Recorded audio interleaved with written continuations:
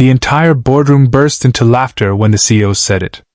"Maybe I should just marry you," she joked, leaning back in her chair after the meeting. Everyone thought it was just another playful comment from Emma Carter, the brilliant but famously sarcastic CEO of Carter Tech. Everyone except the quiet man standing near the door. Daniel Hayes. A single father who had only come to fix the office network. Daniel didn't laugh. Instead, he looked at Emma calmly and said something that made the entire room fall silent. "Ma'am, if someone ever marries you, I hope they do it because they see the real you, not the powerful CEO everyone is afraid of." The laughter faded instantly. Emma blinked.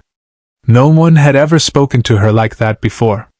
Most people saw her as the powerful billionaire who built a tech empire before the age of 35. But Daniel's words felt strangely different, almost honest. "Curious?" she asked. "And what do you think the real me is?" Daniel hesitated, then shrugged slightly. "I don't know yet," he said. "But I think the real you might be kinder than the world allows you to show." Something about his answer stayed with her. The next day, Emma noticed him again.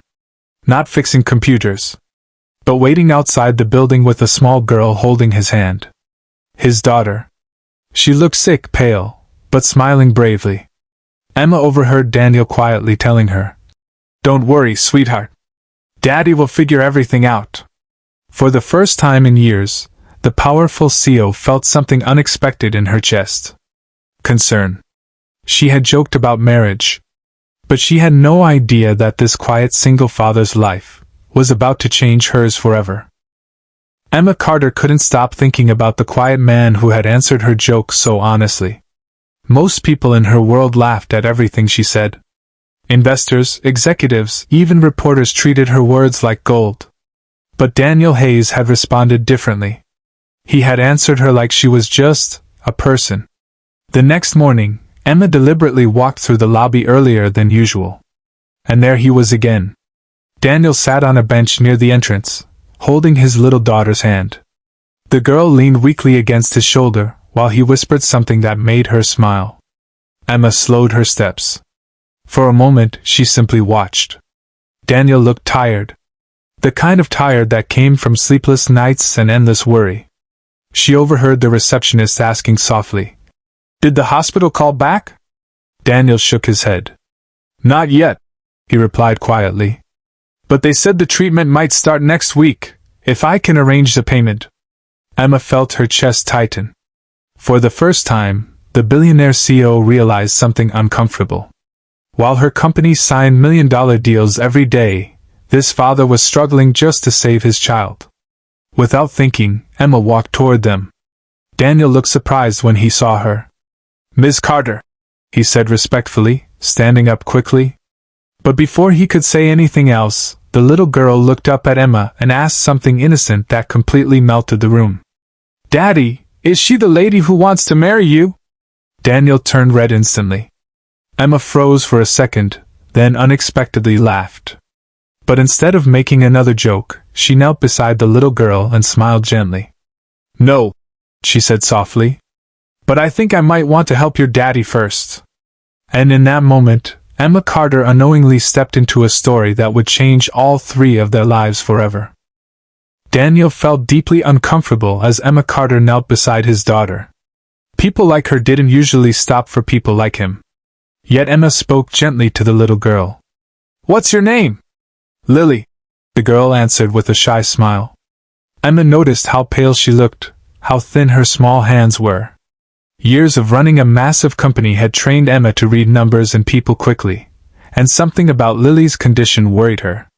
"She's been fighting a rare blood illness," Daniel explained quietly. "The doctors say she needs treatment soon." Emma looked up at him. "And you're waiting because of the cost?"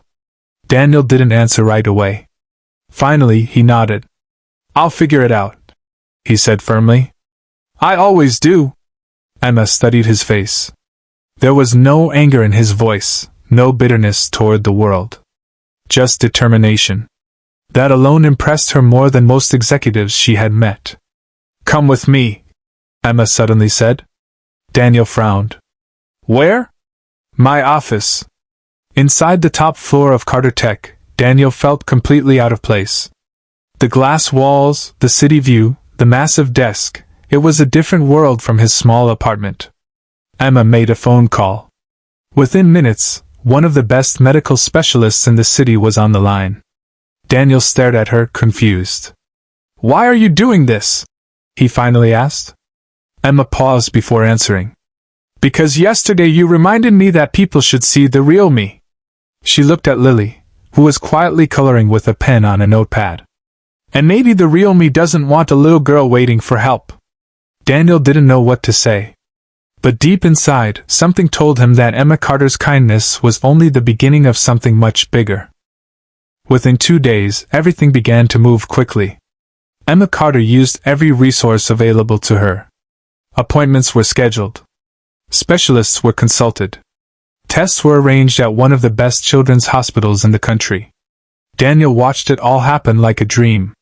For weeks he had been calling hospitals, filling forms, and waiting for responses that never came. But one phone call from Emma changed everything. Still, Daniel remained cautious. One evening, while Lily slept peacefully in her hospital bed, he stepped into a hallway where Emma was reviewing paperwork.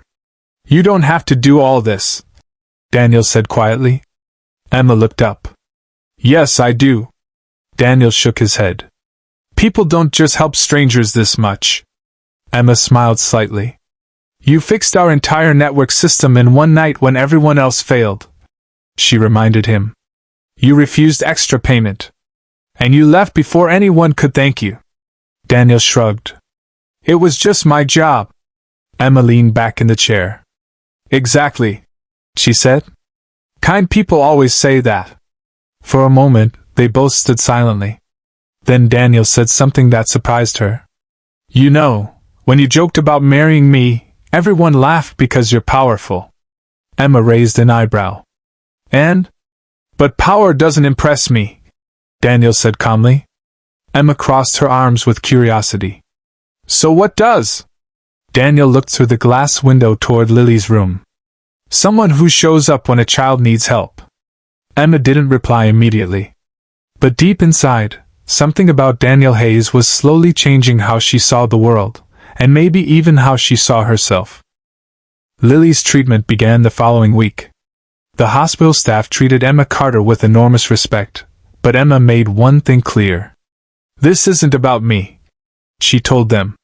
"It's about Lily." Daniel spent every day by his daughter's side. Emma visited whenever her schedule allowed. At first, Daniel thought it was just responsibility. After all, Emma had started the process. But slowly he noticed something different. She didn't come for publicity. There were no cameras, no reporters.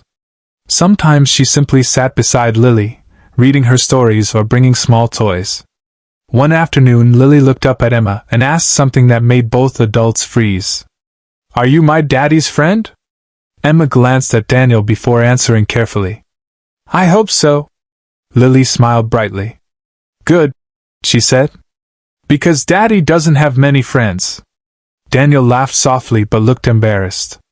Emma, however, felt a strange warmth in her heart. For years she had built companies, negotiated billion-dollar deals, and competed in ruthless business battles. Yet sitting beside this small hospital bed felt more meaningful than any boardroom victory.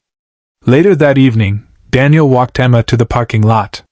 "You've done more for us than I can ever repay," he said sincerely. Emma stopped beside her car. "Maybe you already have." Daniel looked confused. Emma smiled gently. "You reminded me that success isn't just about building companies," she said. "It's about showing up for people." Daniel nodded slowly. But neither of them realized that Lily, watching quietly from the hospital window, was about to make a small wish that would change both of their futures forever. A few weeks later, Lily's treatment showed promising results. The doctors were optimistic for the first time. Daniel felt a weight lifting from his heart that he had carried for months. One afternoon, Lily sat between Daniel and Emma in the hospital garden, enjoying the warm sunlight. She looked at both of them carefully. Then she said something unexpected. "You should marry my daddy." Daniel nearly dropped his coffee. Emma burst out laughing. Lily! Daniel said, embarrassed. But the little girl crossed her arms seriously. You already take care of us, she said to Emma. And Daddy smiles more when you're here. Emma looked at Daniel. For a moment, neither of them spoke. Then Daniel shook his head gently. You deserve someone better than a tired single dad, he said quietly.